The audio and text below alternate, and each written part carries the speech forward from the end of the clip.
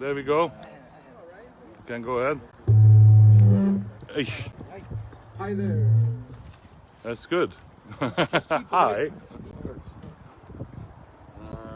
Oh, that's wrong.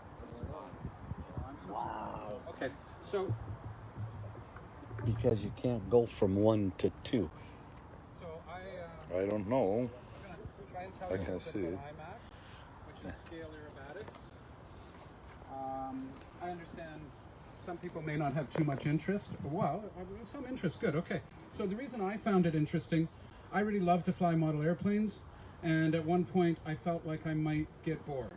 I didn't quite get bored, but I thought I might. And so then I became interested in, I heard about IMAC being scale aerobatics, so it replicates the maneuvers that full-scale competition aerobatic fly, and it uses scale airplanes, so it's very much like full scale. So it has 5 different skill levels, what they call classes, starting with basic, next is sportsman, intermediate, advanced, and unlimited. And the amount of difficulty increases with each. It becomes kind of noticeable as you get used to it, the things that they add along the way that aren't necessarily impossible to do, but they increase the opportunity for deductions in the scoring. So each maneuver starts with 10 points, and then points are deducted. There's a lot bigger rule book, but I'll try and give a quick idea of how points are deducted, because then it helps you understand how to fly the maneuvers correctly. So we always want to fly wind corrected. So if there's a crosswind, you need to use your rudder and try and keep your wings level, because anytime wings are not level, you're losing points. So for every 5 degrees you're off level, every 10 degrees you're off level is half a point. Radiuses, so if you pull into certain maneuvers, the radiuses need to be equal, and if they're not, you're losing points. On the upper classes, where they put multiple elements within a figure, in some cases there should be no line, like for instance a roll immediately followed by a change. You lose points if there's a line drawn greater than a fuselage length. That doesn't happen in basic. So that's kind of the idea of the scoring.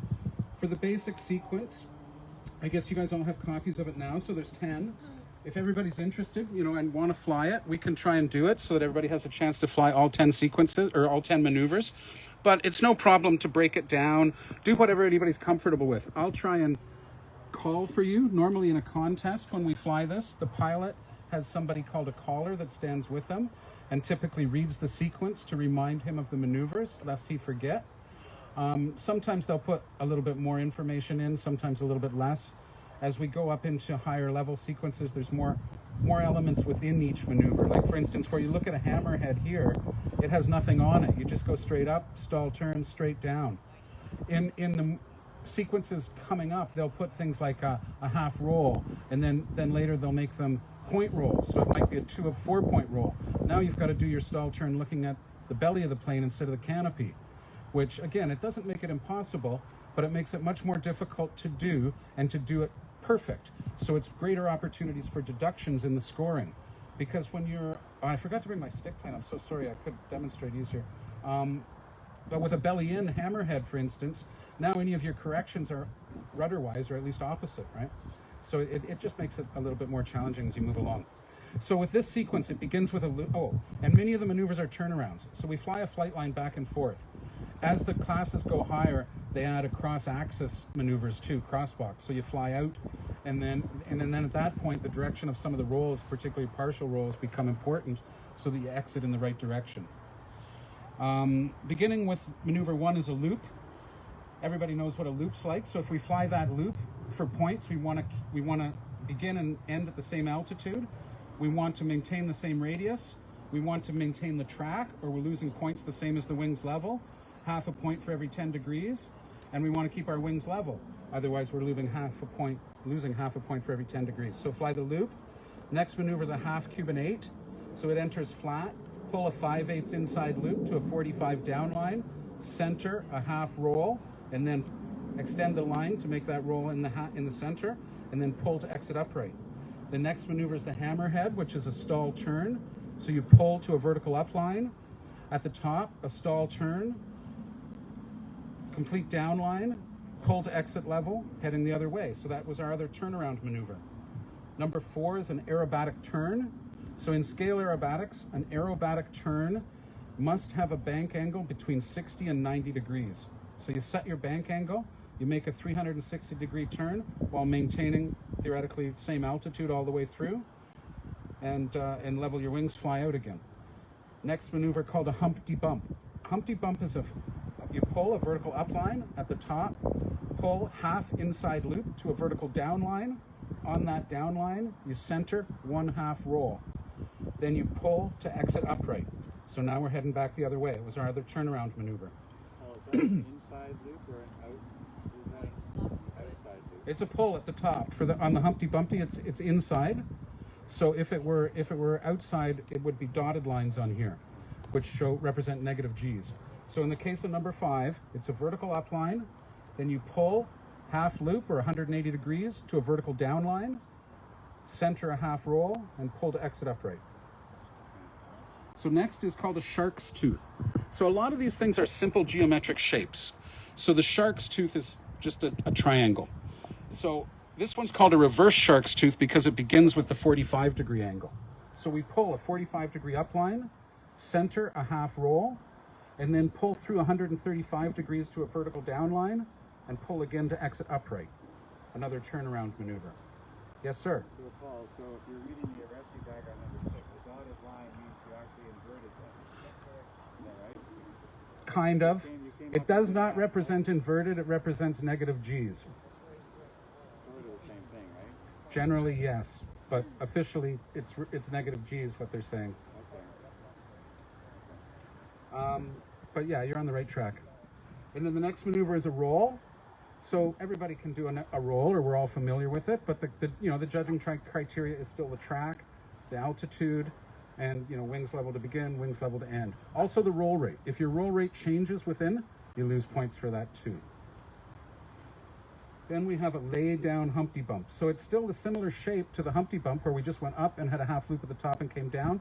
But this one's set at 45 degrees.